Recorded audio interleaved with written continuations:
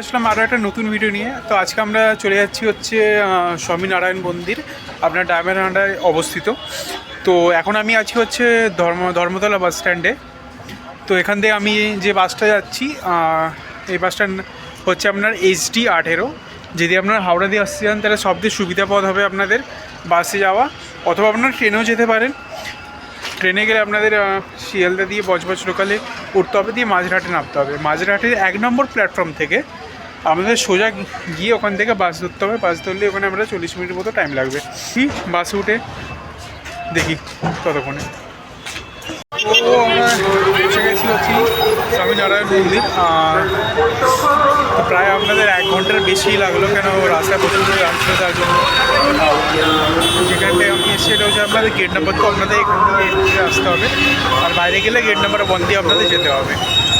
তো আমি আপনাদের এন্ট্রি গেটটা দেখিয়ে দিই। আপনাদের এন্ট্রি গেট।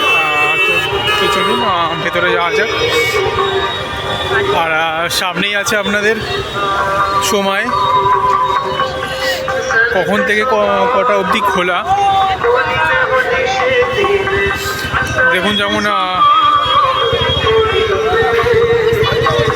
প্রত্যেক দিনই আপনাদের 7:30 থেকে 12টা অবধি খোলা থাকে, আর তারপরে আপনাদের 4টে থেকে 8টা পর্যন্ত খোলা, রাত 8টা পর্যন্ত খোলা।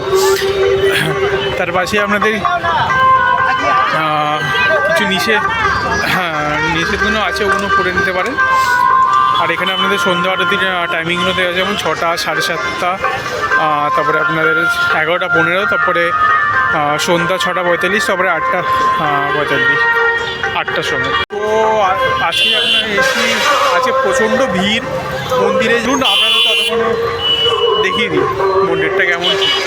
একটা জিনিস, মন্দিরের ভেতরে আপনাদের ক্যামেরা নিষেধ, তাও আমি যতটা পারবো আপনাদের কাছে তুলে ধরবো। তো চলুন মন্দিরের ভেতরে যাওয়া যাক। হচ্ছে আপনাদের মন্দিরের ঢোকার, যে মন্দিরে ঢুকছেন আপনারা, এই হচ্ছে আপনাদের মেন গেটটা মন্দিরের। আর দুপাশে দুটো আপনাদের পার্ক মতো করা আছে, যদি আপনার ছোটো বাচ্চারা আসে তারা বেশি মজাই পাবে আসতে। তো আমার পেছনে আপনারা দেখতে পাচ্ছেন যে হচ্ছে এটা আমাদের আছে। প্রায় আপনাদের ভিড়টা দেখতে পাচ্ছেন কীভাবে অসংখ্য ভিড়, যেহেতু এখন আমরা ঘোরার টাইম, তাই জন্য এত ভিড় আছে। যতটা আমি পারবো আপনাদের ভিডিওতে তুলে ধরার চেষ্টা করবো। তো আসুন শুরু করা যাক।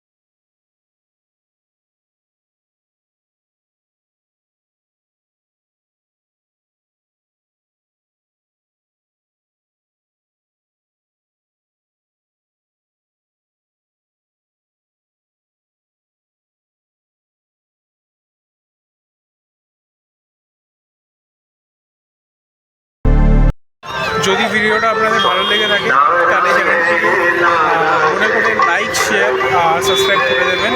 আর কমেন্টে নিশ্চয়ই জানাবেন যে এর পরের ভিডিওটা আমরা কী বানাতে পারি।